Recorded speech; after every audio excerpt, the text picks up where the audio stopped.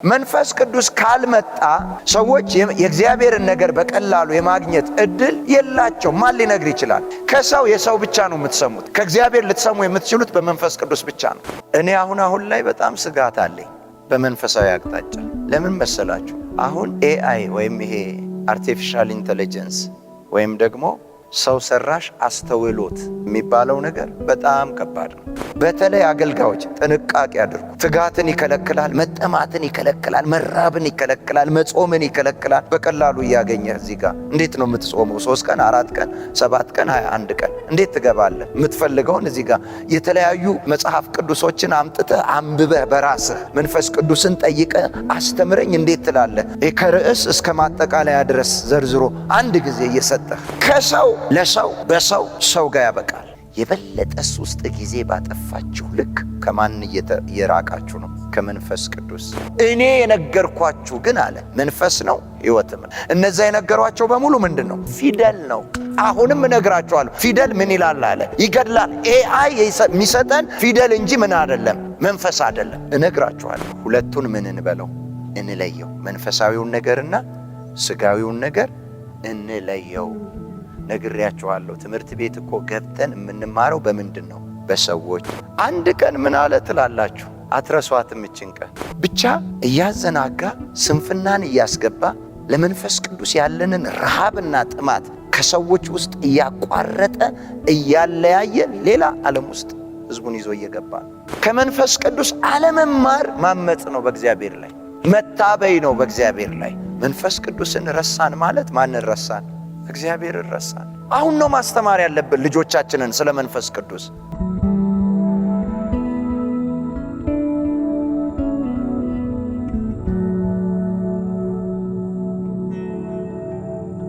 መንፈስ ቅዱስ ሰው ውስጥ ሲመጣ ለየት ያለ ብቃት ይሰጣል። እንዲህ አለው ቁጥር 17 ላይ እኔም ወርዳለሁ፣ በዚያም እነጋገርሃለሁ፣ በአንተ ላይ ካለው መንፈስ ወስጄ በእነርሱ ላይ አደርገዋለሁ፣ አንተም ብቻ አትሸከምም፣ የሕዝቡን ሸክም ካንተ ጋር ይሸከማሉ አለው።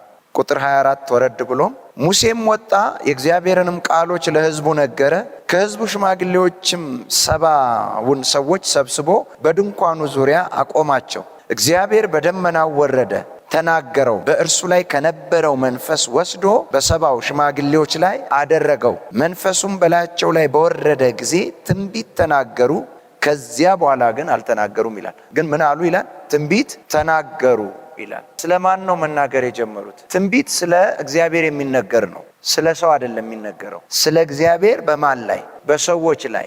ትንቢት የሚተነብዩ ሰዎች የእግዚአብሔርን ሐሳብ ነው የሚናገሩት። እግዚአብሔር እንዲህ ይላል ብለው ነው የሚናገሩት። የእግዚአብሔር ሐሳብ፣ የእግዚአብሔር ፈቃድ ይሄ ነው፣ እንዲህ እንድትሆኑ ነው የሚፈልገው እግዚአብሔር፣ እንዲህ እንድታደርጉ ነው የሚፈልገው ብለው ስለማን የሚናገሩ ናቸው? ስለ እግዚአብሔር። ግን ለማን ነው የሚናገሩት? ለሰዎች ነው የሚናገሩት። የእግዚአብሔር መንፈስ ካልመጣና ውስጣቸውን ከእግዚአብሔር ድምፅ ጋር ካላገናኘው፣ የመስማት አቅማቸውን ከፍ አድርጎ ከነገሮቻቸው ከዙሪያቸው ወጣ ብለው እግዚአብሔርን መስማት የሚችሉበት ልክ ላይ ካላደረሳቸው ማንም ሰው ትንቢት መስማትና መናገር አይችልም። ይሄ መንፈስ ቅዱስ ግን ሲመጣ በላያቸው ላይ የእግዚአብሔርን ድምፅ መስማት ጀመሩ። የእግዚአብሔርን ሐሳብ ማወቅ ጀመሩ በቀላሉ። እናም ትንቢት ተናገሩ። ሊሆን ያለውን ነገር እግዚአብሔር ሊያደርግ ያለውን በእግዚአብሔር እቅድ ውስጥ ያለውን በሰዎች ሕይወት የሚተገበረውን ነገር መናገር ጀመሩ። አበቃቸው። ልብ በሉ እንግዲህ እነዚህ 70 ሰዎች ስለተመረጡና መንፈስ ቅዱስ በላያቸው ላይ ስለመጣ እንጂ ከሰዎች የተለዩ አይደሉም። የተለየ ማንነት፣ የፍጥረት ማንነት የላቸው። ግን እግዚአብሔር ለዚህ ምን አላቸው? መረጣቸው፣ ፈለጋቸው። ልክ መርጧቸው መንፈሱን በላያቸው ላይ ሲያወርድ ተራ ሰው ከነበሩት ወይም ደግሞ እንደነሱ ካልሆኑት ሰዎች ልዩነት ተፈጠረ። ብዙ ሰው ጥያቄው የምድር ነው። በምድር ተይዟል። ፍላጎቱ ሐሳቡ ሁሉ የምድር ነው። የሚያየውን የሚሰማውን የሚያልፍበትን የምድርን ነው የሚያንጸባርቀው። እነሱም እዛው ምድር ውስጥ ሆነው እዛው ትውልድ ውስጥ ሆነው ግን የእግዚአብሔርን ነገር በቀላሉ የመስማት እና ወደፊት በሕዝቡ ላይ ሊሆን ያለውን ነገር መናገር ጀመሩ። ጌታ ስሙ ይባረክ። አሜን። ለዚህ ነው ነህምያ ምዕራፍ 9 ላይ ሲናገር ያስተምራቸው ዘንድ ቅዱሱን መንፈስህን ሰጠሃቸው ይላል። ስለማንም ያስተምር? ስለ እግዚአብሔር፣ የእግዚአብሔርን ሐሳብ፣ የእግዚአብሔርን አካሄድ፣ የእግዚአብሔርን ፈቃድ፣ የጊዜውን በዚህ ጊዜ ውስጥ ላደርግ የምፈልገው ይሄ ነው የሚለውን ያ እግዚአብሔር ዛሬም አለ። ያ መንፈስ ቅዱስ ዛሬም አለ። ዛሬም በሰው ውስጥ ችግር አለ። ዛሬም እንቆቅልሽ አለ። ዛሬም ግራ መጋባት አለ። ዛሬም አቅጣጫን አለመለየት አለ። ዛሬም ግን መንፈስ ቅዱስ አለ፣ እንቆቅልሽን የሚፈታ አሜን፣ ችግርን የሚቀርፍ አሜን፣ ሕዝብን ወደ ራስ ወደ እግዚአብሔር የሚያስጠጋ በእግዚአብሔር ሐሳብ ሕዝብና ሰዎች ሰውና እግዚአብሔር እንዲግባቡ የሚያደርግ ሰዎችን በእግዚአብሔር ሐሳብ ውስጥ እንዲኖሩ የሚያደርግ በእግዚአብሔር ሐሳብ እንዲወጡ እንዲገቡ የሚያደርግ መንፈስ ቅዱስ ዛሬም አለ። እስቲ ዛሬም አለ በሉ ደገሙና። ታዲያ ለምንድን ነው ሰዎች በተለያየ ግራ መጋባት ውስጥ የሚያልፉት? ለምን በመጨነቅ ውስጥ ይቆያሉ? ለምን በእንቆቅልሽ ውስጥ ረጅም ጊዜ ይሄዳሉ? ለምን ዘመናቸው ሙሉ የለቅሶና የእንባ ይሆናል? የሚመራ ጠፍቶ ነው? የሚያስተምር ጠፍቶ ነው? የሚረዳ ጠፍቶ ነው? እንቆቅልሽን የሚፈታ ጠፍቶ ነው?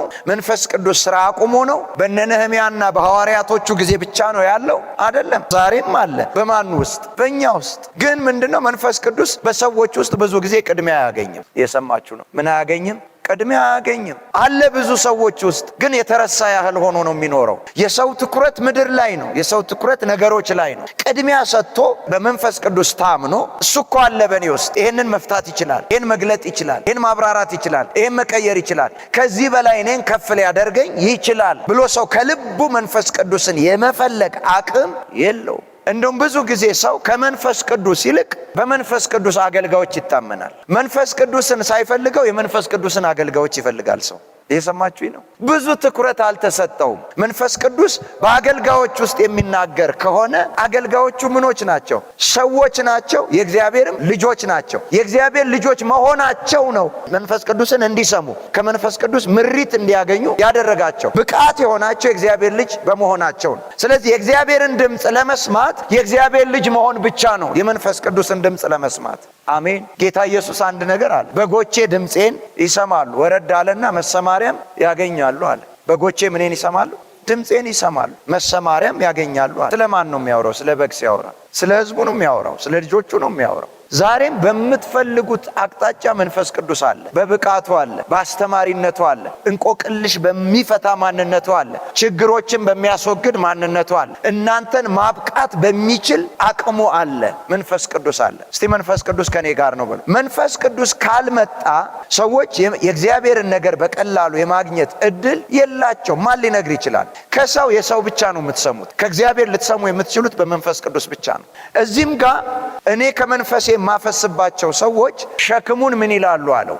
ይሸከማሉ፣ አቅም ያገኛሉ፣ ጉልበት ያገኛሉ። ብድግ አድርጎ ከሕዝብ መሃል መሪዎች አደረጋቸው። የማ መገኘት? የመንፈስ ቅዱስ መገኘት። ጌታ ኢየሱስም እንደዚሁ ነው ያለው። ዮሐንስ 16 ከ9 ጀምሮ ስታነቡት እንደዚህ አላቸው፣ የምነግራችሁ ብዙ ነገር ነበረኛል አለኛል፣ ነገር ግን አሁን ልትሸከሙት አትችሉም። ማለት አይገባችሁም፣ አትረዱትም። ምክንያቱም ለፍጥረታዊው ሰው የእግዚአብሔር መንፈስ ነገር ለሱ ምንድን ነው ይላል? ሞኝነት ነው ይላል። የእግዚአብሔር ነገር ሞኝነት ሆኖ አይደለም፣ ለሱ ነው ሞኝነት የሆነበት። ለምንድን ነው ሞኝነት የሆነበት? ስለማይረዳው ስለማይገባው ለሱ ምንድን ነው? ሞኝነት ነው። ነገር ግን መንፈስ ቅዱስ በእናንተ ላይ በመጣ ጊዜ ከኔ ያለኝን ወስዶ ይነግራችኋል፣ እኔም የነገርኳችሁን ያሳስባችኋል። ሐዋርያቶቹን እኮ ለዚህ ነው ሰዎች የተደነቁባቸው። እነዚህ ያልተማሩ ሰዎች ይህንን ጥበብ ኬት አገኙት? የማ ውጤት ነው? የመንፈስ ቅዱስ። ያልተማሩ ኬት አመጡት?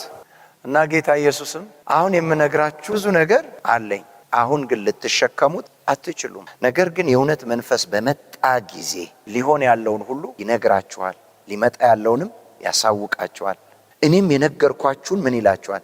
ያሳስባችኋል።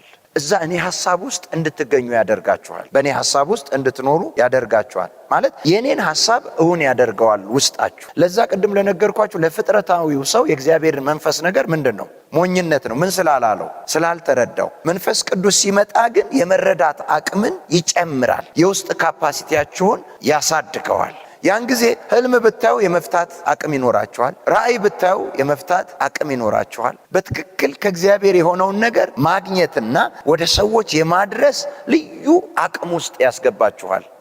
መንፈስ ቅዱስ። መንፈስ ቅዱስ በመጣ ጊዜ እሱ ሲመጣ ለሰዎች ስጦታን ሁሉ ይሰጣል። አንደኛ ቆሮንቶስ ምዕራፍ 12 ላይ ሲናገር እስቲ እናንብበው እሱ ከ7 ጀምሮ። ነገር ግን መንፈስ ቅዱስን መግለጥ ለእያንዳንዱ ለጥቅም ይሰጠዋል። ለአንዱ ጥበብን መናገር በመንፈስ ይሰጠዋልና፣ ለአንዱም በዚያው መንፈስ እውቀትን መናገር ይሰጠዋል፣ ለአንዱም በዚያው መንፈስ እምነትን፣ ለአንዱም በዚያው መንፈስ የመፈወስ ስጦታን፣ ለአንዱም ተአምራትን ማድረግ፣ ለአንዱም ትንቢትን መናገር፣ ለአንዱም መናፍስትን መለየት፣ ለአንዱም በልዩ ልሳን መናገር፣ ለአንዱም በልሳኖች የተነገረውን መተርጎም ይሰጠዋል። ያን ሁሉ ግን ያ አንዱ መንፈስ እንደሚፈቅድ ለእያንዳንዱ ለብቻው እያካፈለ ያደርጋል። ልብ በሉ። ምን ልላችሁ ነው? መንፈስ ቅዱስን ያገኘ ሰው ባዶ መሆን አይችልም። መንፈስ ቅዱስ ሲመጣ ለእያንዳንዱ እንደፈቀደ እንደሚፈልግ ለእያንዳንዱ ስጦታን ይሰጣል። ያ ስጦታ ደግሞ ማንን ለማነጽ ነው? ሕዝብን። እስቲ ቤተ ክርስቲያንን በሉ። ቤተ ክርስቲያን የምትታነጸው በመንፈስ ቅዱስ ጸጋ ስጦታ ነው በሉ። እኔ አሁን ላይ በጣም ስጋት አለኝ በመንፈሳዊ አቅጣጫ።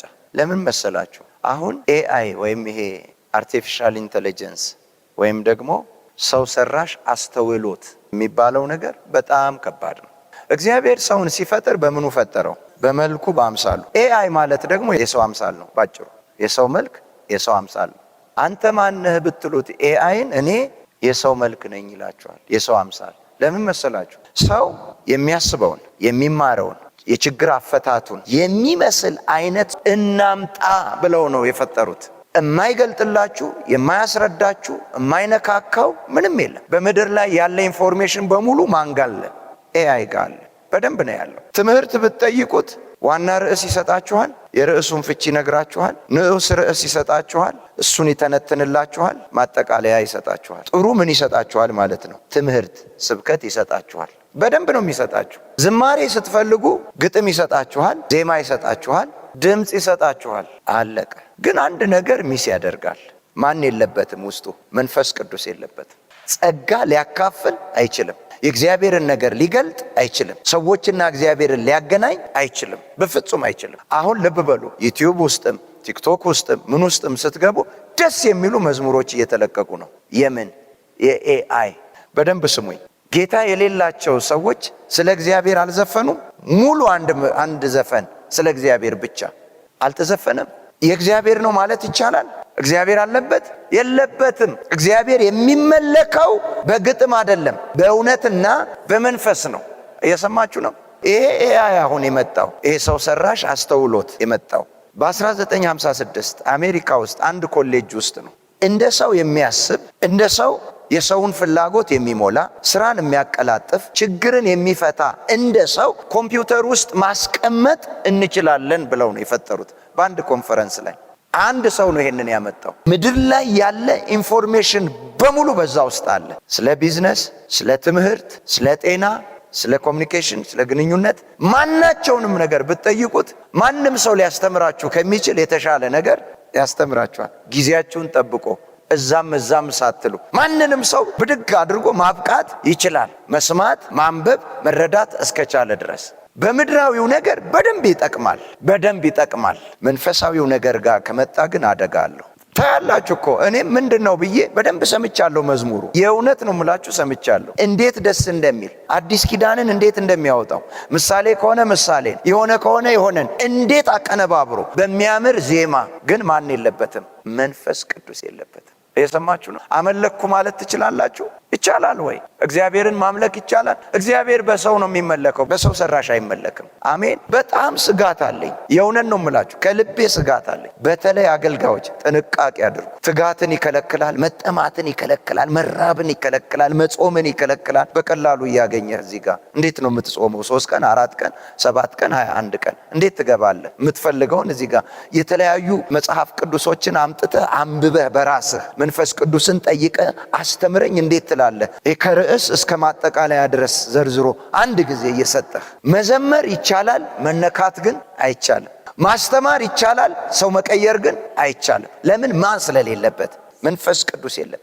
ከአእምሮ ወርዶ የሰው ሕይወት የሚሰራበት ልብ ውስጥ ሊደርስ አይችልም። የሰውን መንፈስ ነክቶ የሰውን መንፈስ አሙቆት ብድግ አድርጎት በዛ በሰማው ነገር መንፈሳዊ ዓለም ውስጥ ገብቶ ከእግዚአብሔር የሆነውን ነገር በቀላሉ እንዲያገኝ አያደርገውም። ከሰው ለሰው በሰው ጋር ያበቃል። የበለጠስ ውስጥ ጊዜ ባጠፋችሁ ልክ ከማን እየራቃችሁ ነው? ከመንፈስ ቅዱስ። ሌላውን ነገር ማድረግ ነው፣ ይቻላል።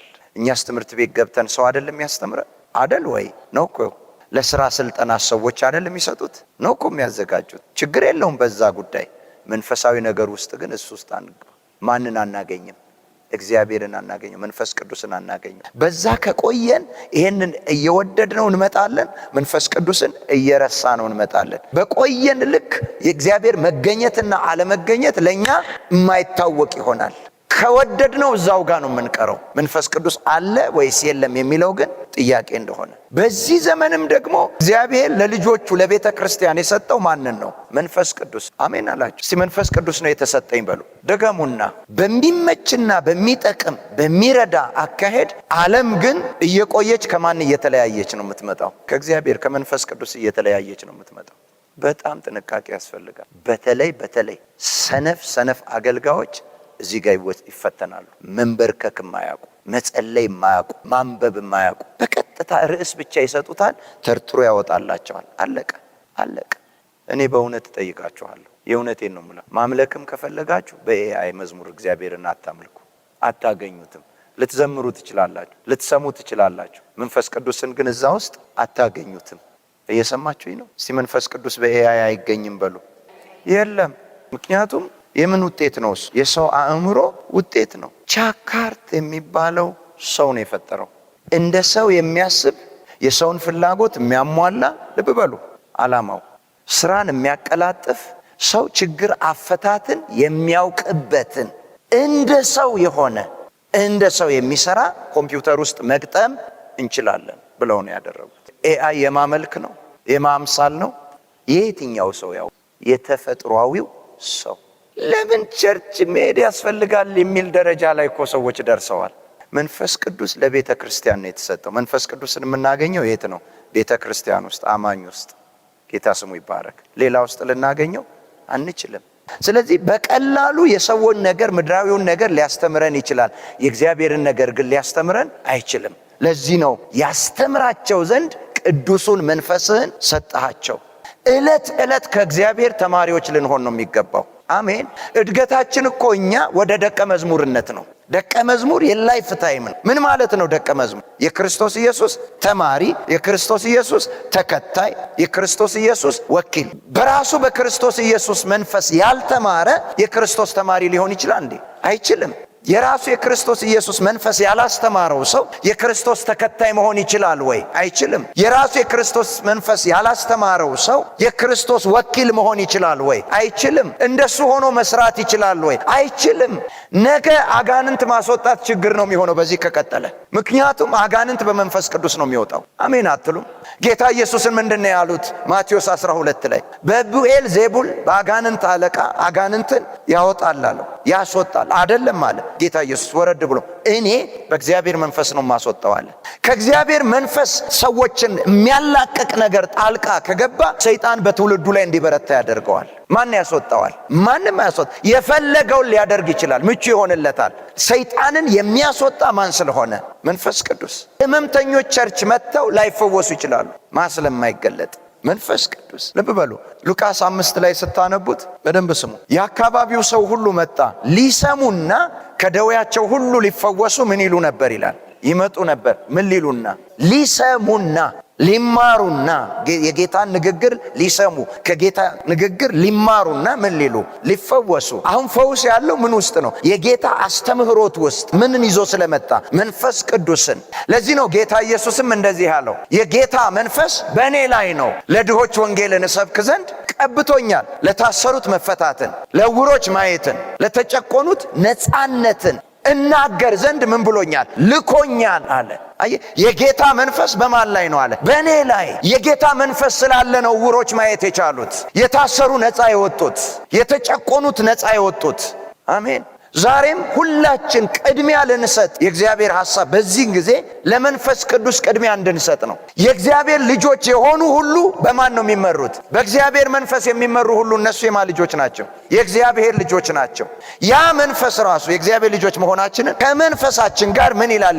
ይመሰክርልናል ምን እንደሆንን የእግዚአብሔር ልጆች። የእግዚአብሔር ልጆች ከሆንን ደግሞ ፍጥረት ራሱ የእግዚአብሔርን ልጆች መገለጥ በናፍቆት ምን ትላለች ይላል? ትጠባበቃለች። እነማን ናቸው እነዚያ የእግዚአብሔር ልጆች? በእግዚአብሔር መንፈስ የሚመሩ፣ መንፈስ ያስተማራቸው፣ መንፈስ ያሳደጋቸው፣ የእግዚአብሔርን ነገር የገለጠላቸው፣ የእግዚአብሔርን የመለኮትን ኃይል ያለበሳቸው፣ ያስታጠቃቸው። ጌታ ስሙ ይባረክ። አሁን እንደተጀመረው እንደዚህ ጥቂት አካሄድ ነገ ተነጎዲያ መንፈሳዊውና ስጋዊውን ሰው መለየት በጣም ከባድ ነው። ሊዘመር ይችላል ማ የለም መንፈስ ቅዱስ አይኖርም። ሊሰበክ ይችላል ማ የለም እዛ ውስጥ መንፈስ ቅዱስ። ስብከት እየሰማ ሰው እግዚአብሔር ተናገረኝ ማለት አይችልም፣ በፍጹም አይችልም። እግዚአብሔር ይርዳን። አሜን። አብዝተን ልንጸልይ ይገባል። አብዝተን መንፈስ ቅዱስን በዚህን ጊዜ ልንፈልገው ይገባል። እኔ አያስፈልግም አላልኩም፣ አይጠቅምም አላልኩም፣ ይጠቅማል። ወደ መንፈሳዊው ነገር ግን ምን አንበለው?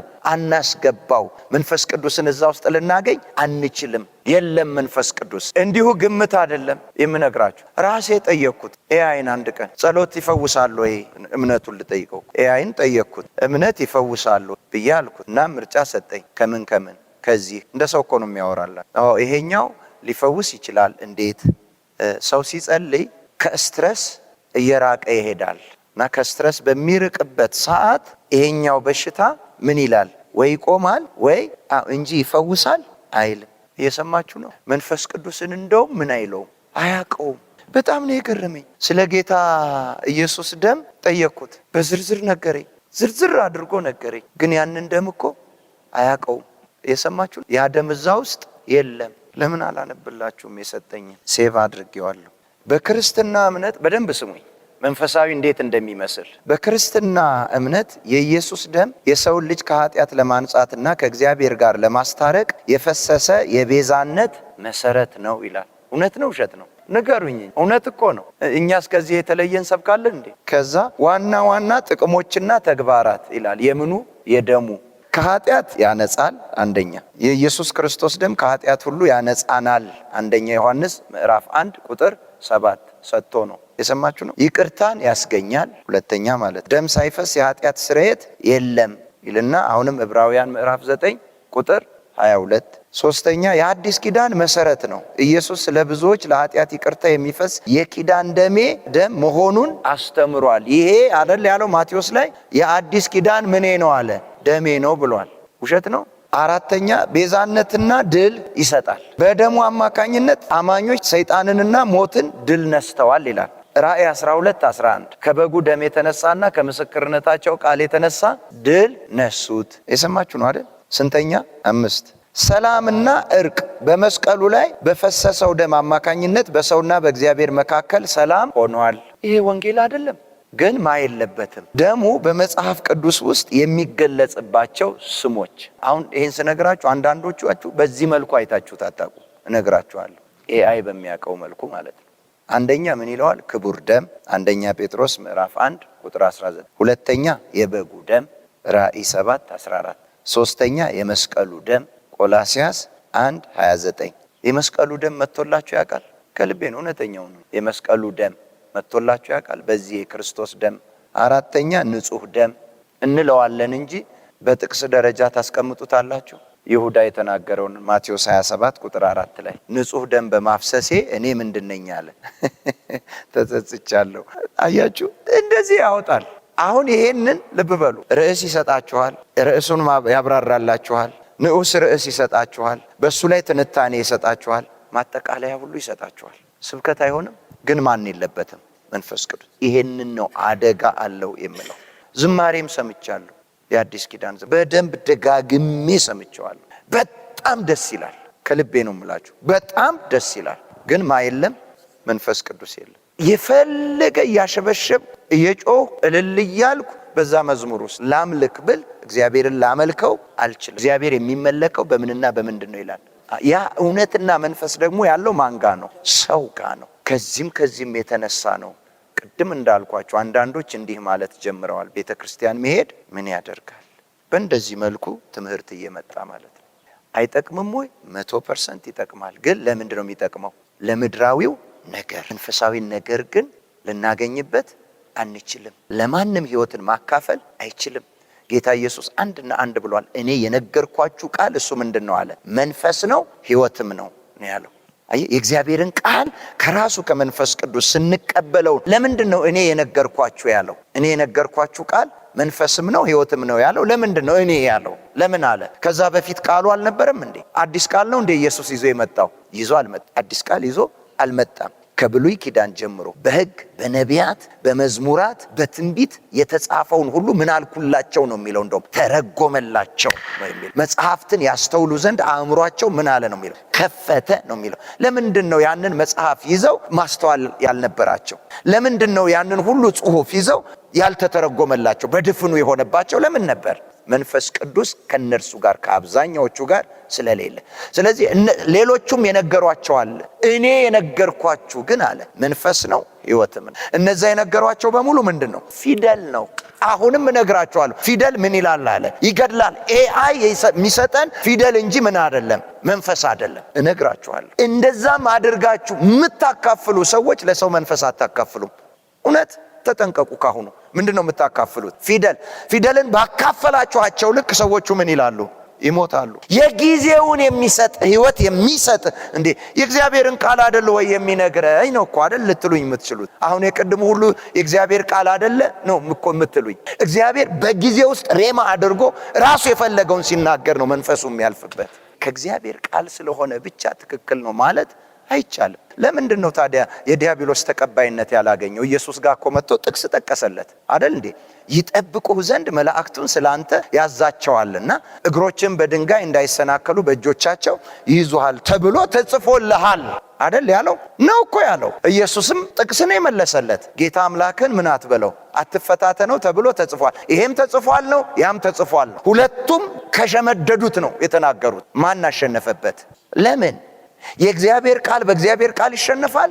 ያኛው ምን ብቻ ነው? ፊደል ብቻ ነው። ይሄኛው ምን አለው? መንፈስ አለው፣ ሕይወት አለው። በጣም ጥንቃቄ።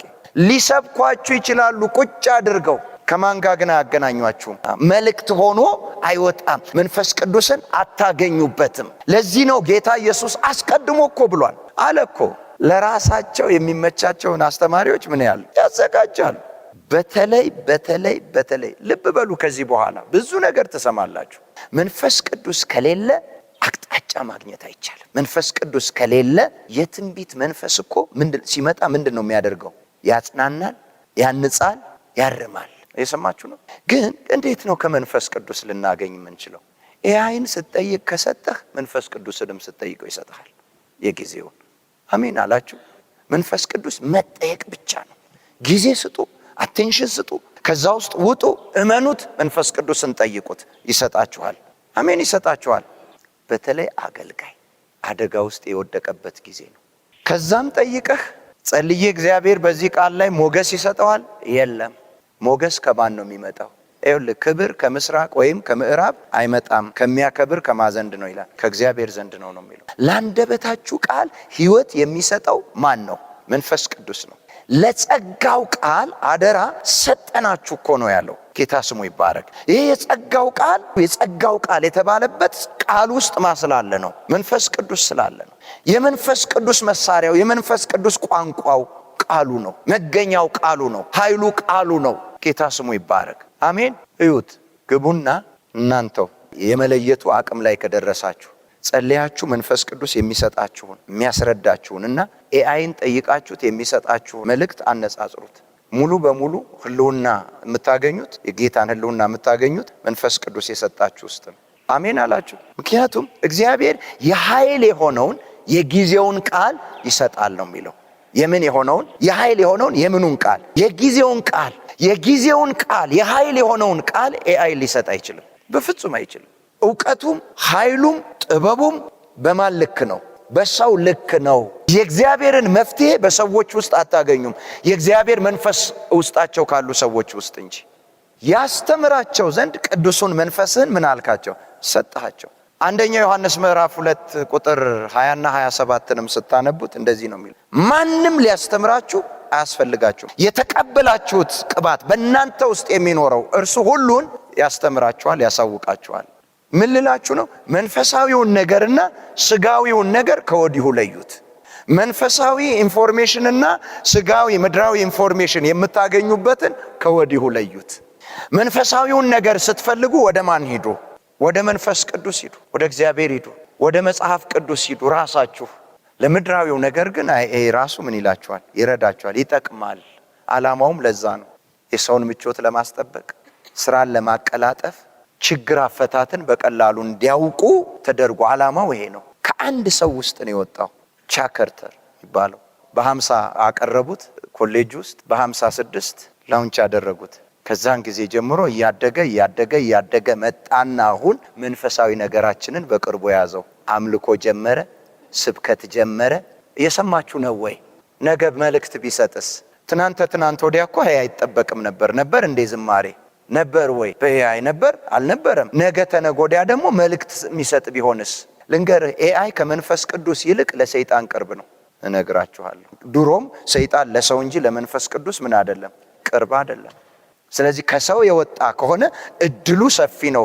የማን እጅ ሊገባበት? የዲያብሎስ እጅ ሊገባበት ቅርብ ነው፣ ሰፊ ነው። ይሄው አሁን ዳርዳሩን አስቡት። ምን የመሰለ ዝማሬ ያመጣልሃል። ገና እያደጉ ያሉ ልጆች ጆሮ ውስጥ እንዳይገቡ ትዘጋለህ። ግን መንፈስ ቅዱስ ያለው በማን ነው? በእነዚህ በትንንሾች ገና እያደጉ ድምጻቸው ያልጠነከረ ያልወጣ ቅላጼው ያልተቀረጸ ገና እነሱ ውስጥ ነው ያለው። በአማረ ድምጽ ግን እሱ አምጥቶልሃል። የቱን ትመርጣለህ? በማስደሰት ከሆነ እሱን ልትመርጥ ትችላለህ። መንፈስ ቅዱስን ግን አታገኘው። የማይሰጣችሁ ኢንፎርሜሽን የለም። መንፈስ ቅዱስን ስጠኝ በሉት። ሰይጣን እጁን አስረዝሟል በሁሉ አቅጣጫ። ትልቁ ነገር ከዘፍጥረት ጀምሮ እንዳደረገው ነው። ዓላማው አይቀየርም። ሰይጣን ነው፣ አይቀየርም። ሰውና እግዚአብሔርን ምን ማለት ነው? ማለያየት ነው። አይታችኋል። ለሰው የሚመች በሚመስል ነገር ነው ገብቶ ሔዋንና እግዚአብሔርን ራሱ ምን ያለው ያለያየው። ለሷ መልካም የሚመስል ነገር ተናግሮ፣ ተቆርቋሪ መስሎ፣ የተሻለ መስሎ፣ ክብር ከፍ የሚያደርጋት መስሎ። አሁንም እንደሱ ነው። የሰዎችን ፍላጎት የሚሞላ መስሎ መግባት ይችላል። እንዳትስቱ። አይጠቅምም አላልኩም። የሚጠቅመው ግን በየት ነው? ለምድራዊው ነገር ብቻ። መንፈሳዊው ነገር የመንፈስ ዓለም ኤሌመንቱ ራሱ ሰብስታንሱ የለውም፣ አያቀውም። በመጨረሻው ዘመን እንደሚለው በመጨረሻው ዘመን ሰዎች ለራሳቸው ምንን ያዘጋጃሉ? አስተማሪዎችን። የእግዚአብሔር ነገር ምን ይላቸዋል? ይኮሰኩሳቸዋል። እንደ ጭንቁር ነው የሚበላቸው፣ አይመቻቸውም። ጥንቃቄ እናድርግ። ሁለቱን ምን እንበለው?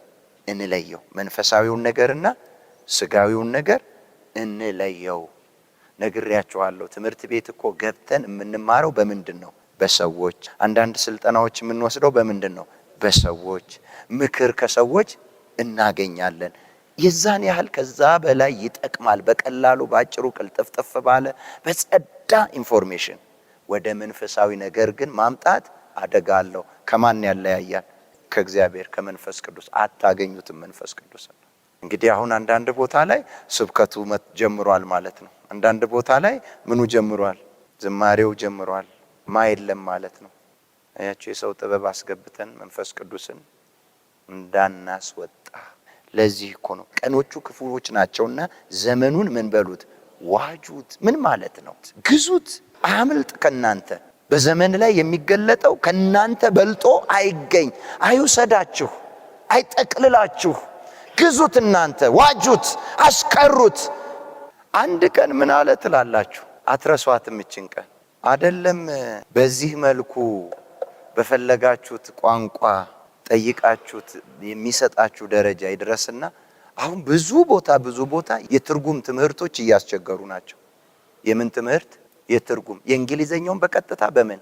በአማርኛ እየተደረገ ብዙ ቦታ እየተደረገ። እሱስ ባልከፋ ነበር፣ ግን የጊዜውን ማግኘት በዛ ውስጥ አይቻልም። ያንን እኮ በዛ ጊዜ ለዛ ነው እግዚአብሔር የሰጠው። እሱን ዛሬ ተርጉሞ እዚህ ጋር ማቅረብ የጊዜው መልእክት ማድረግ አይቻልም። ይቻላል ወይ? አይቻልም።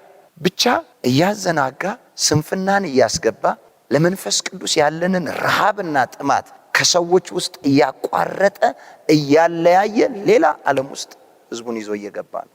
የመንፈሳዊነት መለኪያው ጥያቄ ውስጥ ያስገባል። የመንፈሳዊነት መለኪያው ከመንፈስ ቅዱስ ጋር ያለ ቁርኝነት እንጂ ጥቅስ ማወቅ አይደለም። መንፈሳዊ ቋንቋን መናገር አይደለም። በምትናገሩት፣ በምትሰብኩት፣ በምትዘምሩበት፣ እጅ በምትጭኑ፣ በምትገስጹበት በማናቸውም ነገር የመንፈስ ቅዱስ ኃይል መገለጥ መቻል አለበት። ጳውሎስ የተናገረውን ልብ በሉ። እኛ አለ ስብከታችን መንፈስ ቅዱስንና ኃይልን በመግለጥ ነው እንጂ በሚያባብል በሰው ጥበብ ቃል አይደለም ማለት ጽፎልናል። ለምን ያን ያለው? አሁን ነው የሚገባህ። ምንን በመግለጥ ነው አለ? መንፈስ ቅዱስና ኃይልን በመግለጥ። ለእኛም ደግሞ እንደዚሁ አለ። መንፈሳዊውን ነገር ከመንፈሳዊው ነገር ጋር በመንፈስ አስተያይተን መንፈስ የሚያስተምረንን እሱን እንናገራለን አለ። መንፈሳዊውን ነገር ከመንፈሳዊው ነገር ጋር አስተያይተን በምን? በመንፈስ መንፈስ የሚያስተምረንን እሱን ምን እንላለን? እናገራለን። ለምን ይሄን አላስቀድሞ? አሁን አስተማሪ መጥቷል። ልምምዳችሁን ቀንሱ። እኔ ቅድም ነገርኳችሁ እኮ ልይ ብዬ አነበብኩላችሁ አይደል? ሙሉውን እስቲ የጌታን ደም ብዬ ንገረኝ ብዬው ደግሞ በጣም የሚገርም ነው እንጂ አመሰግንሃለሁ፣ ጥያቄን በብዙ ማብራሪያ ነግረኸኛል ስለው ችግር የለውም ሌላም የምትፈልገው ካለ ጠይቀኝ እነግርሃለሁ አለኝ። እኔም መዝሙር ሰምቼዋለሁ፣ ባለቤቴም ሰምተዋለች፣ አብረን ሰምተናል። በጣም ነው የሚያምረው፣ በጣም ነው ደስ የሚለው። ግን ማ የለበትም፣ መንፈስ ቅዱስ የለበትም። ቴስት አድርጌዋለሁ። ከዛ በኋላ አልሰማሁትም፣ አልሰማውም። ለምን ብዬ የሰማችሁ አላችሁ እንደኔ የኤአይ ግን መንፈሳዊ ነገር ውስጥ አልገባም። ገብቶ ምን አለ ከዚህ በላይ? በጣም ጥንቃቄ እናድርግ። በጣም ለእግዚአብሔር አንድ ያለን የምንሰጠው እንደ አማኝ አምልኮ ብቻ ነው። አንዱም አቅጣጫው መዝሙር ነው። አንድ ያለን የምንሰጠው ስብከት ቢሆን ለኛ ነው፣ ትንቢት ቢሆን ለሰው ነው፣ ፈውስ ቢሆን ለሰው ነው፣ አርነት ቢሆን ለሰው ነው፣ ሁሉ ለሰው ነው። ለእግዚአብሔር ምንድን ነው? አንድ አምልኮ ነች። እሷ ነች ያለች። እሷኑ ሊቀማን የመጣ በጣም ጥንቃቄ ያስፈልጋል። የማይሰለቸው ማን ነው? መንፈስ ቅዱስ። ጸጋን ታገኙበታላችሁ። እኔ እኮ በዝማሬ ተፈውሻለሁ። ከዚህ በፊት ነግሬያችኋል። 2 ነው የተፈወስኩት። ኬንያ ሆኜ አንዴ ማሌሪያ ይዞኝ ለካ ለዳኛ የሚለው የሶፊያ ሽባባውን ቸርችም ደግሞ አገልግሎት ነበረኝና መድረክ ላይ ተኛን። እዛው በቃ አደርን። እዚሁ እንደፈለገ ይሆናል። ነገ ግን አገልግሎቴን አላቆምም ብዬ በጣም ነው የታመምኩ። አይኔን መግለጥ አልችልም። እግዚአብሔር ይፈውሰኛል ብዬ እና አንድ ወንድም ማለት ይጅም ታውቀዋለች አመጣና ከፈተልኝ። ድገመው ስለው ከፈተ። ሲድገመው በቃ ውስጤ ገባል። ላብ በላብ ሆንኩኝ። ብድግ አልኩ። ማ ስላለበት?